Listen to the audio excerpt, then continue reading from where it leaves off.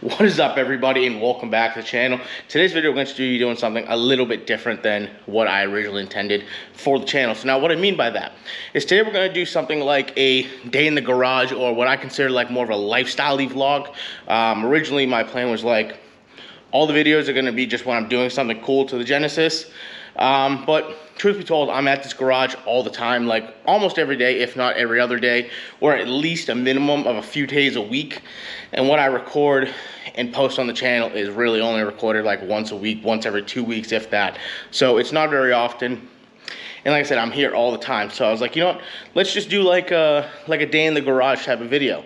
When we did the hood strut video, the last video on the channel, I mentioned that the whole reason I did that whole kit and I bought it was because my battery like would not stay charged in the Genesis, or it wouldn't even start it. It was dead, like super dead. So I was like, you know what, I'm going to do a video today. We're gonna pull the battery out, take it to the store, get it tested. But today's like the first real like project, if you will, that's gonna be taking advantage of the dual hood strut kit. So we're gonna see if it's in the way, because it mounts to the hood and the fender, and if it's in the way of like taking the battery in or out, it's gonna be okay holding the hood up for like a long extended period of time, all that stuff. And yeah, so to keep this intro as short as possible, I want to keep this video kind of short, not too drawn out and start talking too much. But yeah, that's what we're gonna do today. We're just gonna do like a quick little day in the life video, day in the garage type of video, where we're just working on the car. It's honestly, that hood strut video, that was kind of like one of the first times I've worked on the car like that in a very long time, since probably I put an exhaust on before we went to Gatlinburg back in October. So it's just, I want to get back into the swing of working on this car. It's just been a really lazy winter for me. I don't know. I want to dive into this though. I'm going to take you guys along. Hopefully we make a cool video. Hopefully it's not too long. I'm going to try and keep my talking to a very minimum. And I say that as I continue to talk. But I'm going to get over here, pop the hood on the Genesis, and we'll go over what we're doing today. Like I said, taking the battery out, all that stuff. It is a little bit more involved than just taking the battery out because of the strut bar. But I'll show you guys what I'm talking about coming up here in just a second. All right, so I think it's only fair that we start off this segment with a nice one-handed, no OEM strut, fumbling hood prop. Look at that. Simplest thing in the world. It makes me so happy. But really quick, before you unbolt this battery and stuff, this is what I'm talking about, as if I don't know if this thing's going to be in the way or not. Because the way it mounts up, it's right in line with the hood. I mean, with the battery in the line of the hood. But what I do when I take this battery out of this car, because of this ginormous like strut bar right here, is I usually undo this bolt and pick this up, so that way I can kind of pick it up and bring it out this way, if that makes sense. You'll probably see it here in a second. But so that's the game plan. So I don't think this is going to be in the way. It is sturdy. I mean, look, it's not going anywhere once it's up. So I don't think it's going to like fall down on us at all. But to undo the battery, these cars have like this little brace thing on them. Bolt there, bolt way down in there. Then obviously take terminals off, and then like I said, I unbolt this, pull the strut bar up just so it's nice and clean out of the way. But yeah, that's what I'm talking about. So we're just gonna get right into taking this all apart and getting the battery out. Alrighty, so I should note before we do this, if there's any bit of one information that you're going to take away from this video, it's going to be that there is a correct way to disconnect and reconnect the battery. If you're disconnecting the battery, you're supposed to go negative first, then positive.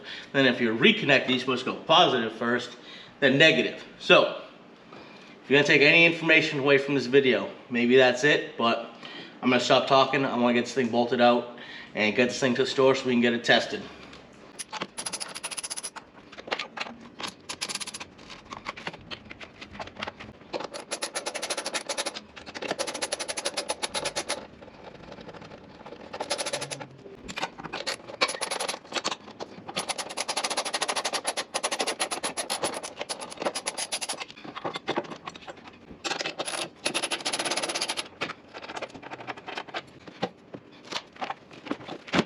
Alrighty guys, and just like that, battery is out on the little cart right here. You know what, quick note here. Is anybody else like me that totally forgets how heavy a battery is until you're like jammed into a corner trying to like shimmy it out of your engine bay without hitting your fenders or your hood or anything like that? I always forget how heavy these goddamn, oops, hold on. There we go. I always forget how heavy these things are. They're not like heavy, but you just don't really remember that they're that heavy. I don't know.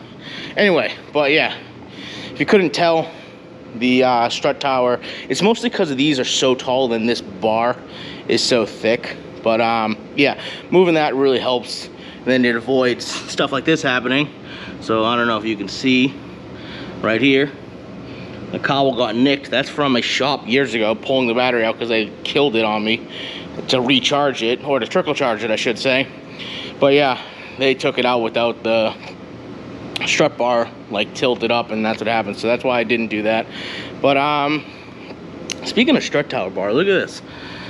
I'm just kind of going off the rails here, but see how this is all like just looks like a 3-year-old did this, but this is like the strut tower brace, and because this is so much thicker than the stock one, it was interfering with my first set of air suspension back in like spring of 2015, and just the hack shit of a shop just like grinded this. It looks like a literal 3-year-old did it. But I gotta fix that this year because that bothers the crap out of me, and every time I look at it, it aggravates me, and then I close the hood and forget about it, and then days like today, this just annoys the living daylights out of me. And then look at the wonders of living in New England. All surface rust on, like, just from sitting. That sucks, but we'll clean all that stuff up. I do have to clean the engine bay because it is super dirty. I don't know if you guys can tell, if that's, I don't know. You might be able to tell, you might not be able to tell, but I do wipe it down every once in a while. Obviously, I don't really go to the show and pop the hood because I think that ruins the whole aesthetic of the car, like looking good parked. But one of the last times we drove the car was actually in Gatlinburg for Slandanuff, and Sunday going to the show, it was like torrential downpour, and then we went to a photo shoot before the show that was on some like back road that was kind of like gravelly dirt, and long story short, the engine bay just got super dirty. And then we came home. I only drove it like 2 or 3 times before winter, and then yeah, it's just been sitting. So maybe if I have enough time today, I'll wipe it all down, try and make it look a little prettier. But yeah, you know what? One more thing, since we're just kind of doing a random vloggy thing. I should have, so this big long bolt, I forgot how long this thing is. That's what it was taking me forever with the ratchet. But I should have used the electric ratchet, but I wanted to try this thing out. I just bought all of these 1/4 inch, 3/8 like this is, and a 1/2 inch, but these are swivel head ratchets. I saw this at Harbor Freight. I'm a big Harbor Freight guy, if you haven't noticed. But I don't like flex head ratchets, so I'm gonna try and just like kind of walk you through this, because the socket is here and then the flex head goes up and then the angle is here, so you're getting 2 angles. I don't like that, but this is a swivel head, so it's all in one angle. I kind of like it, so that's why I was using that today. I like that. I really like this. I like the swivel head, and then you can straighten it out and use it as like a nut driver if you wanted to. These are super cool. Like I said, I got all 3 sizes, and they're still pretty cheap. I like Harbor Freight though. So, and it has a really good lock on it. Look at, really good lock. And then see the quick release button comes right off. That's a super big pet peeve of mine, when the ratchets don't hold the sockets. Like, watch the click. Like, ooh, nice click. I like that. And then these things are super awesome. So I don't know if you guys saw what I was using there, but as I try and do this one-handed, so you actually have to depress the ring. So what this is an extension with a quick release on it, but the quick release allows you to not have the socket fall off. See, it will not come off. You actually can't even put the socket on unless you pull the ring, and then once you pull the ring, the socket will then fall off. So that's awesome. So when you're doing stuff like I just was, reaching way down here trying to get the bolt, the socket can't fall off the end of the extension. Super key. This is just, once again, a Harbor Freight set. I think the 3/8 ones like this is like $19.99 for 4 different sizes. Super awesome buy. I love these things. I'll probably never use another extension. I also like them so much that I bought the 1/2 inch chrome ones that were like $24 or something like that for the set of 4. Then I bought the 1/2 inch rated, the 1/2 inch impact rated quick release one as well, because I'm going to use that for whenever I'm using the impact gun. But yeah, they have like a little pin detention that depresses when you pull the ring. These things are awesome. Check them out. But I'm gonna stop talking, run to the store, get this thing tested, charged or replaced depending on what they say. But yeah, we'll check back in a little while. All right, guys, so it's been a couple hours. We got the battery back here. I don't know if you can see that right there, but it's been a few hours. We went to the store and the battery was like so dead that they couldn't even test it. I don't think I really mentioned it earlier, but this battery was so dead in the car, and I knew that going into the store, but I actually tried jump starting the car 3 times so far with like my little mobile jump pack that I carry in the car all the time. So I tried to do it once and it just immediately killed the jump pack. And I was like, all right, it's probably just dead from sitting in the cold garage with the car.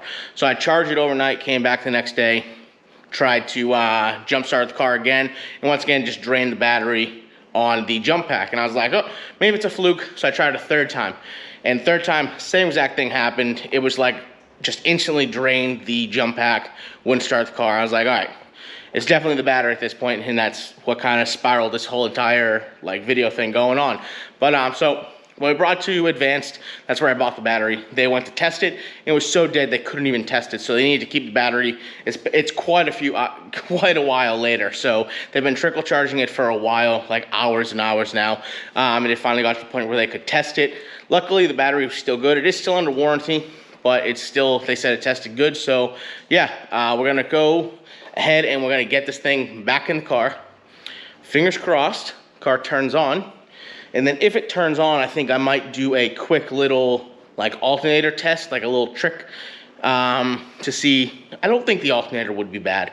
I have no, based upon the fact that the battery was so dead that the store couldn't test it originally, I don't think the alternator's bad, but I figured we'll just give it a shot and kind of see what happens. So without me talking any longer, we're gonna get ahead and jump into getting this battery back in the car and get this thing started.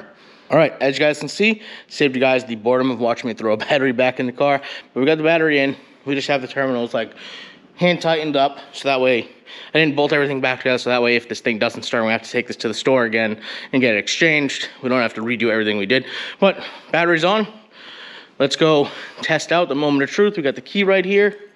Actually, will it even unlock? All right, it unlocks, so I'm assuming it's going to start. Let's see, moment of truth here. Now, before we start this thing, we can't run it for very long because obviously we're inside of the garage.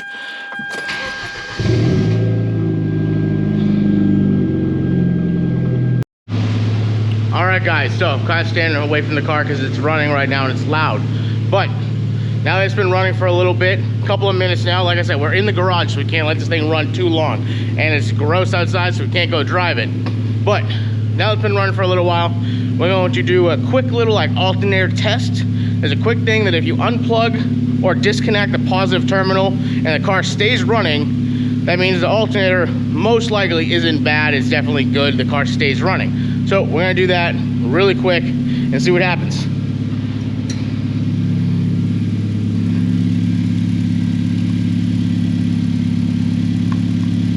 All right, loosen that up. And then moment of truth here.